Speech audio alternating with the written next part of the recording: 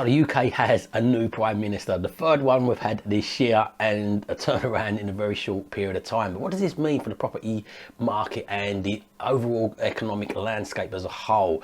So in this video, we're going to discuss exactly that. Should you as a property investor be waiting around and seeing what happens, seeing how the market settles, or should you be taking action now? So you're going to want to watch this to the end, because I'm going to tell you exactly what you should be doing in this market now. I'm conclusive on this decision, but you're going to have to hang around. So in between, let's tell you a little bit about what's going on with the new PM, and then what you should be doing. Everybody should be doing this, in my opinion. But the first thing you should be doing is smashing that like button, so you help the algorithms out and help out my ego. But let's get into this new PM.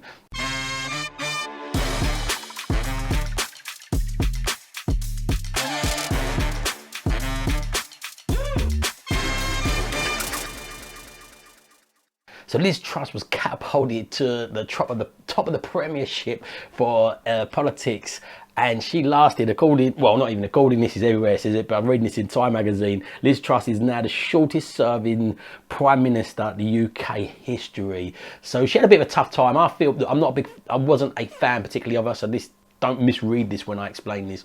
But I feel she had a bit of a, there was a difficult role and problems already there. She did exacerbate them with decisions, but she had a hard place to step in. Do I think she was the right person for it? No, but who am I to kind of choose? The Time mag goes on and says that Liz Truss announced a resignation Thursday, after just 44 days in office. This was the third Prime Minister this year, and quickly lost favour with fellow Conservatives and the wider public following a disastrous mini-budget on the 23rd of September that spooked the market.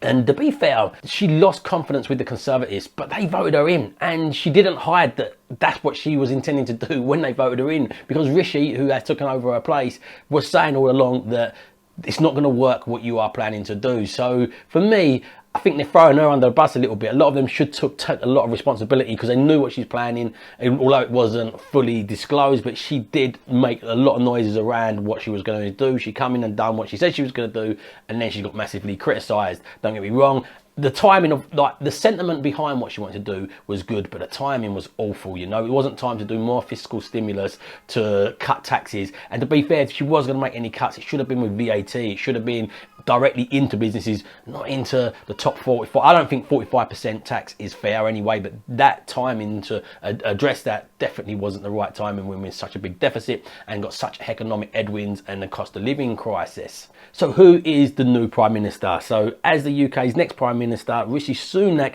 must undo damage inflicted on the housing market. So this is an article that's just come out. What is going to happen with the housing market? Look, the challenges we've had in the housing market at the moment is because of the rest of the markets got so wobbled.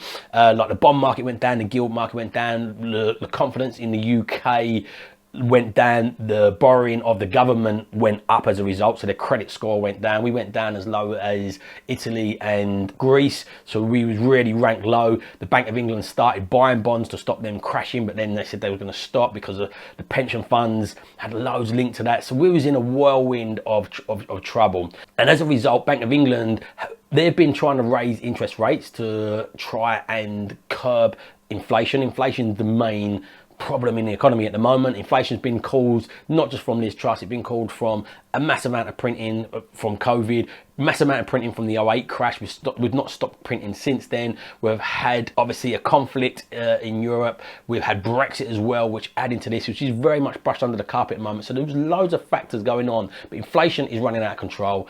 And this is what they've been raising interest rates to curb this. And this is the threat to the housing market. The higher the interest rates go, the higher mortgages are. The higher mortgages are, the lower margins you've got as an investor, and the higher probability people have got of defaulting that are overstretched on their loans already, which then can wobble the housing market, and the prices of the houses in the housing market is a knock-on effect. So what has the effect of Rishi had to this though? So has Rishi come in and calmed the market? Liz Truss just wobbled the market completely because she wanted to print more money to do these tax cuts. It fed unconfidence and completely wobbled the market. The plan collapsed, lowest it's been since ever basically, and it really wobbled the UK economy. So is Rishi having the same effect as it settled the market? So let's look at some of these articles. Costa.com says the new Prime Minister Sunak considered safe pair of hands for the real estate industry, which is fantastic news for us property investors.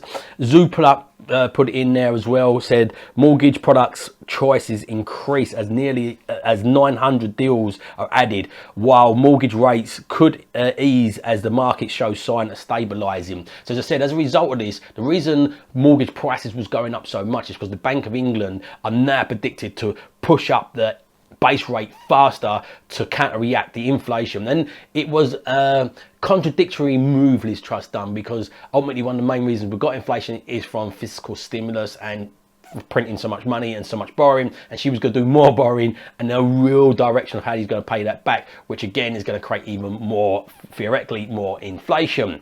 And as a result, the mortgage lenders all started putting their rates up exponentially. Like at the time of recording this, you're looking at around 6%. That is slightly getting easier now, and as more products are coming back in. But there was two reasons a lot of products exited the market. Number one, they was uncertain of the markets, the banks. Number two, the banks wasn't giving net, like banks like Barclays, like the mortgage works, they have to lend money from other people as well. So that funding dried up a bit for those, because that funding quite largely went into bridging products. But number three, which a lot of people don't realise, is the mortgage companies was inundated with applications for people to extend their mortgages, because you can extend your mortgage 6 months before it's ended. So these people that's come up to 6 months before it ended, or was on a standard variable rate, was all rushing in to extend their mortgages, which created like a rush for the mortgage companies, and they just couldn't handle it. So they just shut doors and said no new applications. We're just going to deal with the backlog of remortgages that we've got going through at the moment, and the higher volume of people trying to remortgage early as well. But again, positive signs from Sunak jumping in. The BBC's got an article that says last month sterling plunged to record low against the dollar, and the government borrowing costs rose sharply in the aftermath of outgoing Prime Minister Liz Truss mini budget. It also on goes to say investors were spooked after then Chancellor Kwasi Kwarteng, I still can't help but say Kwarteng when I hear that word, but let's put my immatureness to one side, promised a major tax cuts without saying how they would be paid for, something that Mr. Sunak warned about during his summer Tory leadership contest. So from the start, the thing with Sunak is there's a number of reasons maybe why I didn't get him. Some people say it's a race reason,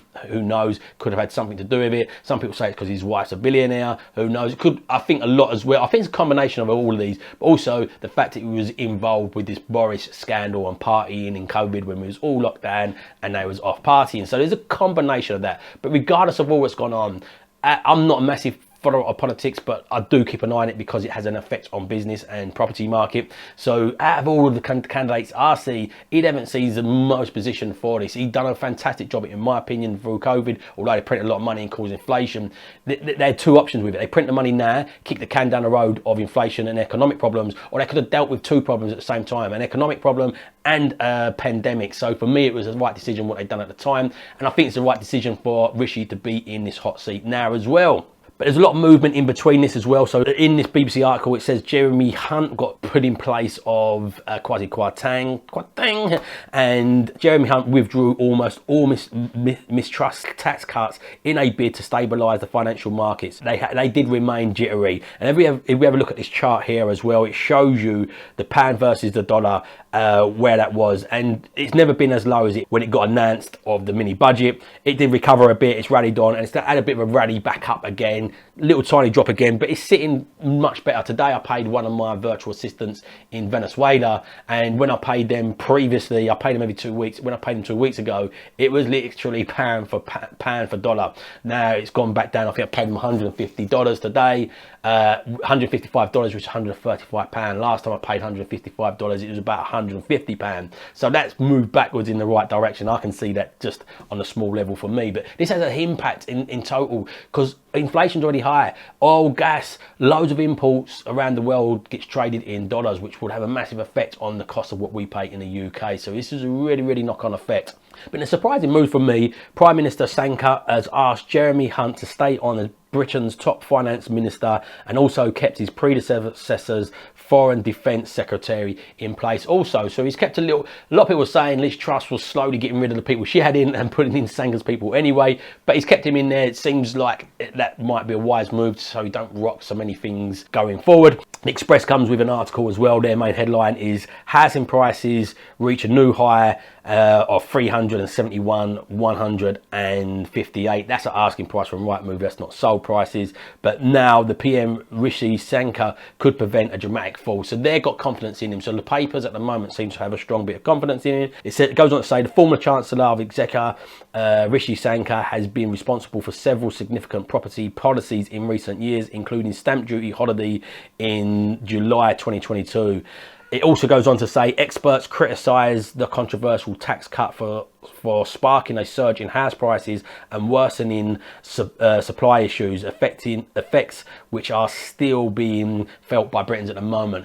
I must admit, out of all of these policies, I didn't see a need to wipe out the stamp. I don't think stamp duty should be there in the first place, but at the time when they wiped it out again, I think the timing of it was ill-placed and it already fueled the market. It was already driving on anyway. Everybody's getting this race for space urge anyway. People was moving out, getting bigger homes, wanting spare offices, gyms, working from home. That race for space was already going on. The markets had already been shut down for a period of time, and when they reopened, there was a lack of stock and everybody was sitting indoors watching Rightmove, more money in their pockets, going out buying. So I think that was a bit of an ill-placed timing, but you're never going to get everything right. But this article goes on to say, however, according to Jonathan, I'm not sure how you pronounce his name, a little bit dyslexic, so apologies for any of you reading on this, from the National Association of Property Buyers, Rishi Sunak could bring the stability we all need in the new role as PM. So it seems like an overall positive review by the media and everything for him. And another sign of positivity, is that the right word to say, but another vote of confidence in this move for him taking this hot seat and the premiership place of the country as a prime minister. This is in the Boomerang thing. It says Sunak has delayed UK economic plans to allow for the right decisions. Hunt recommended delay to Sunak to plan and make the right decisions going forward. And the statement is moved to November the 17th, so it was due to come out on October the 31st. The Bank of England they are also due to make their next decision on the interest rates, how much they put that up. There was talks of it going up 1%, maybe 0.75%. Who knows? It seemed like they would have made a really harsh move if Liz was still in place to show the markets that we're willing to do what we're meant to do as a Bank of England and a country to try and stabilise this. Hopefully that softens it a little bit for property investors. We don't want ridiculously high rates, but it has to be done to some level of degree to help this inflation. So the only kind of thing of them moving it back, look, the markets haven't reacted to him moving back the date of this new little budget that they're putting together. So that's another good sign and vote of confidence. But we don't know what's going to happen with the Bank of England. In this article here, it says the delays mean the Bank of England will now make its next interest rate decision on the 3rd of November without the benefits of knowing the full direction of travel the government is setting for the economy. But the Chancellor of Exchequer, Jeremy Hunt, told broadcasters that it was important to allow for time to make enduring choices on the direction of the economy, and that he has discussed the timing with the central bank. So they seem like they're in touch this time with Liz and Kwasi Kwarteng. It seems like there was a complete disconnection and no major communication. But for me, this is positive signs. But that said, look, somebody called me an opportunistic the other day, said, look, you're an opportunistic, people like you jumping on this. I believe there is a massive opportunity in the market at the moment. Wherever there's change, there's opportunity. These times is more opportunity than any other time. You just have to navigate these correctly. And somebody said, people like you taking advantage of people, and I'm like, my reply was, how am I taking advantage? It wasn't me that caused the economy to go down. It's not me that caused people to lose their homes. So then when these people lose their homes, who should step in and buy these? Should the government step in and buy these, like seeing the government were the people that's caused the economic problems, or who buys these? I'm not exploiting people and making them lose their homes. I'm just there when that's happening.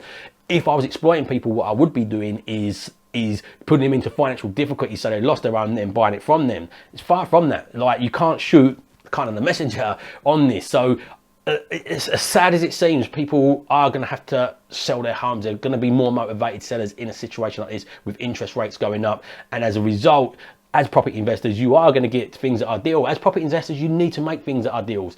Look, the rental market has gone down 49%, so people still need to rent homes, even more so when economic times are hard and mortgages are hard to come by. So there is a massive service. If the government had built enough homes, there wouldn't be a need for the private rented sector. So again, when people criticise landlords, it's like, how can you criticise landlords when this is a government doing? If they just built enough homes, there wouldn't be this sector here.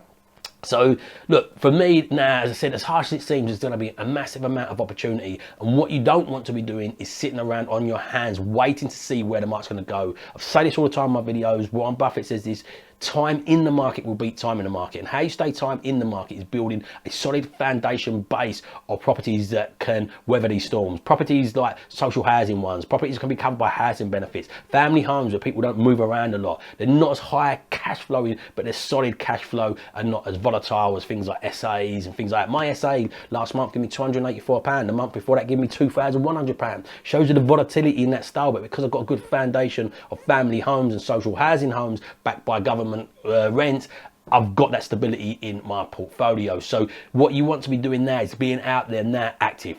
And what you do is, why being out there active is, if you become a side hustle deal sourcer, so if you go online and connect with people that are prolific deal sourcers, they've got more investors than they have deals. So if you go out and start actively trying to find deals, and if you can't fund them yourself, or if the deal don't suit you, you then pass it on to your partner that you've partnered with, you raise some money to go towards your deposits, because the BRR strategy is going to be difficult. The loan strategy, loaned in private investment, is going to be difficult. It's going to be difficult to pay them back. So you want to raise some capital. So there's going to be a massive opportunity to buy below market value deals.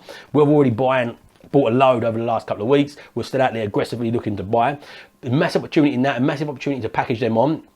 Not everybody's going to want to be a full-on packager because it's a full-on business, but if you be a side hustle packager, you can raise capital on the side to put towards your deposit. So if you can't BRR as much money out of these deals, you're raising more capital to keep buying, because you want to buy as many deals in this climate as you can. We don't know how long this will last. Rishi might come in there and completely settle this, and within 3 months we've forgotten about the property market wobbling, things are going back in the right direction. Who knows? Or who knows, it could go even worse again, and this could prolong for a long period of time. None of us know the direction and what the policy makers are going to do, as evidence of what happened with Liz Truss. Nobody knew she'll jump in and make a budget like that and rock the markets as she did. Nobody knows Rishi was going to get in. Nobody knows what his responses are going to be, and if the market's going to respond positively or negative to them. So what you don't want to do is sit around and wait till you think the market's going to bottom out. You want to buy properties with good margin in them at the moment. We done a deal the other day with 20% BMV. So you want to make sure you've got good margins in them so it can absorb up and down. You want to make sure they've got long-term rentals and good yields in them so it can absorb any rates going up any further. And this is what's going to give you time in the market. So you want to learn more about that, give me a yay in the DMs and we can share with you more content around that. But remember, if you don't evolve your ideas, you're never going to live on your own terms. So my why is to live on my terms. So please help me out with that why. And my mission is to help as many people live on their terms. So please help me out with that, and hit the like button if you haven't done it already. Make sure you hit the subscribe button and the bell icon if you've not already done that. Please share this out for somebody else so we can spread this message and help people with financial education and mindset. So if you don't remember, if you don't evolve your ideas, you never live on your own terms. So evolve your ideas, live on your own terms. Have an amazing day.